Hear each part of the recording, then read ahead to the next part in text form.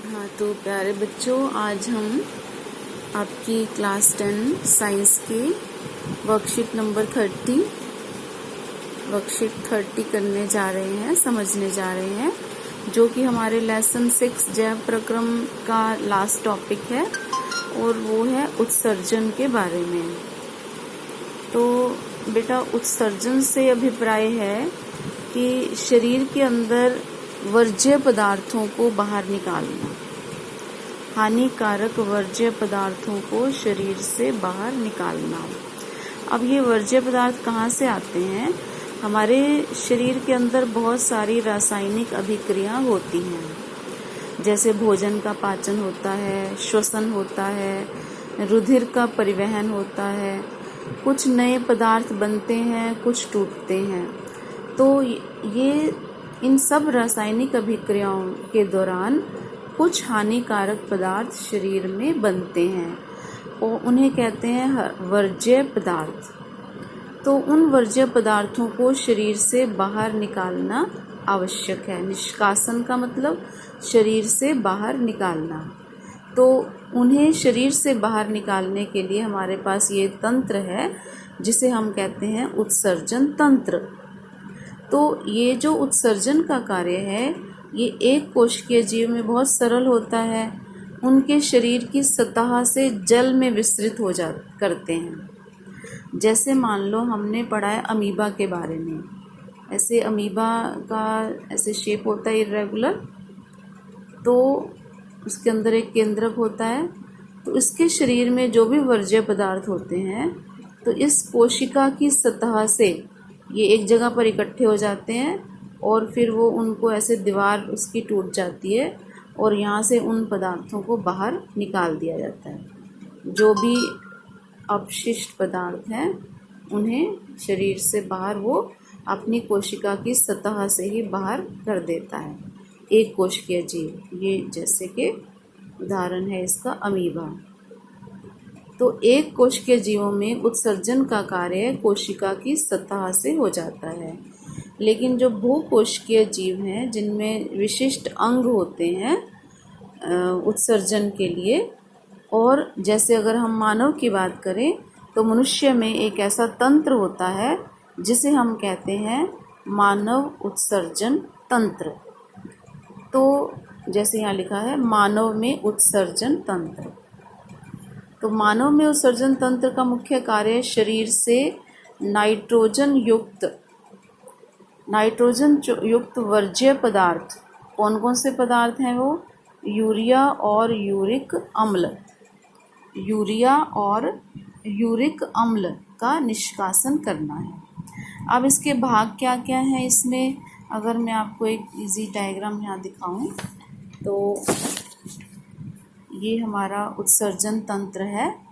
तो इसके ये मुख्य भाग हैं। ये दो जो ऐसे राजमा के बीज की आकृति के होते हैं, इन्हें कहते हैं वृक्क। तो हमारे शरीर में, मनुष्य के शरीर में एक जोड़ा वृक्क होते हैं, एक जोड़ा यानी दाएं और बायां। और फिर उसके साथ में एक ऐसे वाहिनी निकल रही है जिसे हम कहते हैं मूत्र वाहिनी। अब मूत्र वाहिनी से मूत्र थोड़ा थोड़ा करके निकलता है, यानी वर्ज्य पदार्थ, और वो इस मूत्राशय में ऐसे ये स्टोर एकत्रित करने के लिए है। मूत्र को एकत्रित करने का ये अंग है जिसे हम कहते हैं मूत्राशय। मूत्राशय में मूत्र धीरे धीरे एकत्रित होता रहता है और ये मूत्र मार्ग, जब ये इकट्ठा हो जाता है तो फिर मूत्र मार्ग द्वारा इसको शरीर से बाहर निकाल दिया जाता है। तो इस प्रकार इसके अंग की बात करें तो एक जोड़ा वृक्क, मूत्रवाहिनी, मूत्राशय और मूत्र मार्ग। इसके अतिरिक्त इसमें दो वाहिनियाँ होती हैं, यानी धमनी और शिरा, जिसे हम कहते हैं वृक्क धमनी और वृक्क शिरा। वृक्क धमनी जो रक्त को इसमें वृक्क में लेकर आती है और शिरा जो रक्त को वापस लेकर जाती है। तो रक्त जब इस वृक्क में प्रवेश करता है तो वो साफ होता है, यानी छन जाता है, उसमें से वर्ज्य पदार्थ अलग होते हैं। अब वो हमें समझना है कि वो कैसे होता है। उसको समझने के लिए जो है हमारे पास ये एक चित्र दिखा रखा है जिसे हम कहते हैं वृकाणु, यानी जैसे मैंने यहाँ पे दिखा रखा है कि प्रत्येक वृक्क के अंदर ऐसे छोटे छोटे, जैसे चाय की छलनी होती है ना, ऐसी इस तरह की ये छलनी होती है जो कि रक्त को छानती है। इसका नाम है वृकाणु। प्रत्येक वृक्क में असंख्य सैकड़ों वृक्काणु उपस्थित होते हैं। तो अब अगर हम इस वृक्काणु की शेप की आकृति की बात करें तो ये जो वृक्काणु है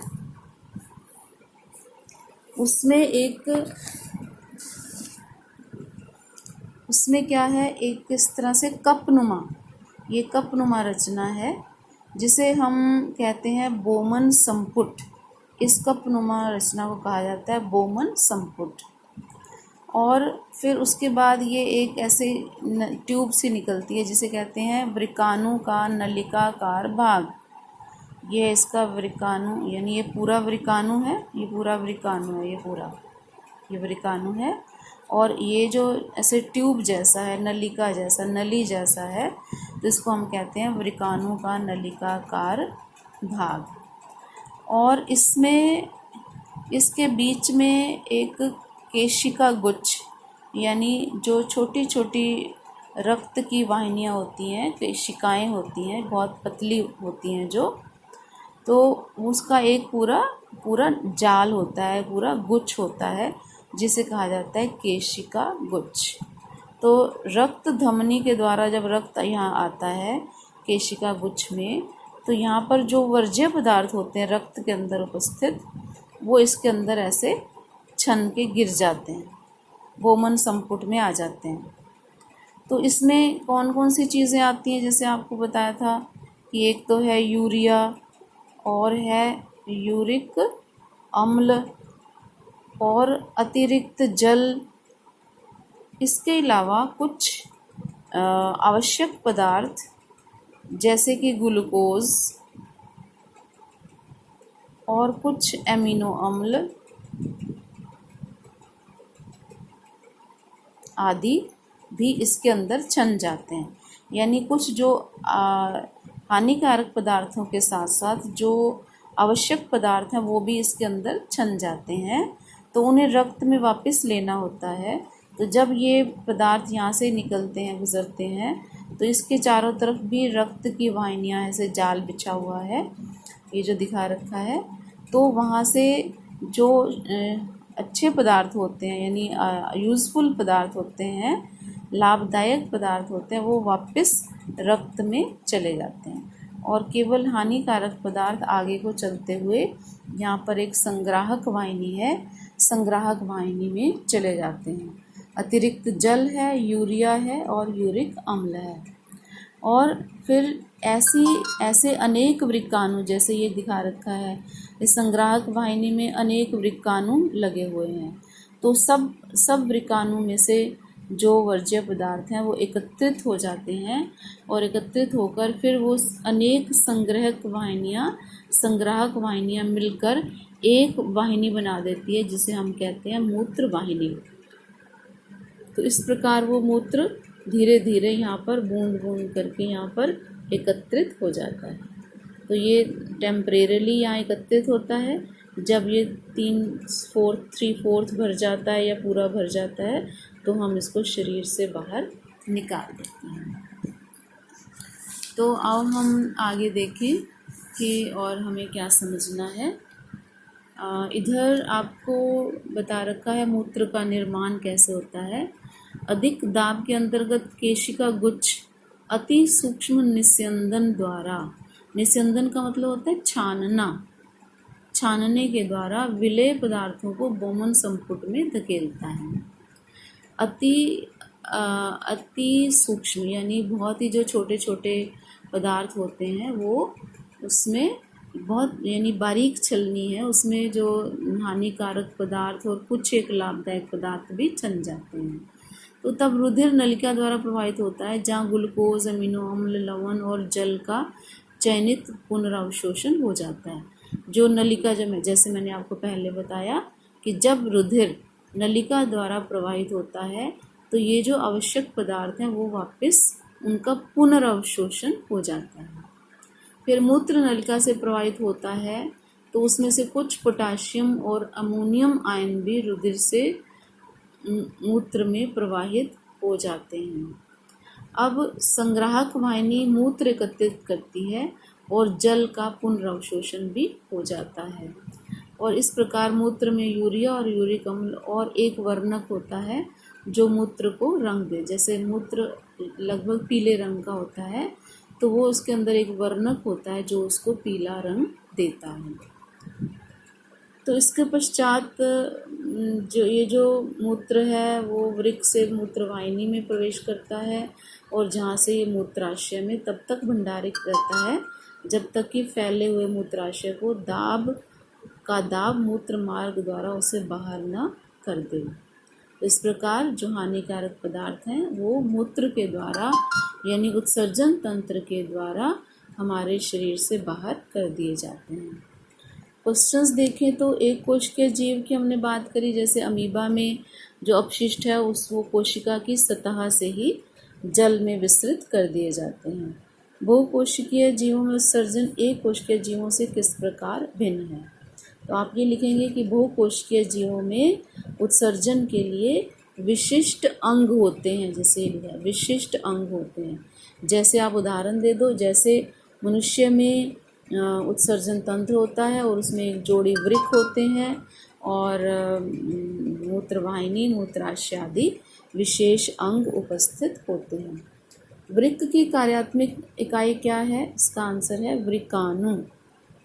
वृक्क की कार्यात्मक इकाई वृकाणु। जैसे मैंने आपको चित्र में दिखाया ये जो स्ट्रक्चर रचना है वृकाणु, ये वृक्क की कार्यात्मक इकाई है।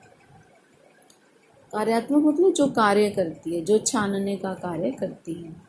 फिर मूत्र निर्माण में अति सूक्ष्म निस्यंदन की महत्वपूर्ण भूमिका है। नेफ्रॉन में ये कहाँ होता है? ये जो वृकाणु है इसको हम नेफ्रॉन भी कहते हैं। जैसे यहाँ पर दिखा रखा है ये नेफ्रॉन, वृकाणु या नेफ्रॉन। तो कहाँ पर ये छनना होता है? ये होता है यहाँ पर केशिका गुच्छ के द्वारा और बोमन संपुट में होता है। निस्यंदन की महत्वपूर्ण क्रिया है। नेफ्रॉन में ये कहाँ होता है? तो ये बोमन संपुट में होता है।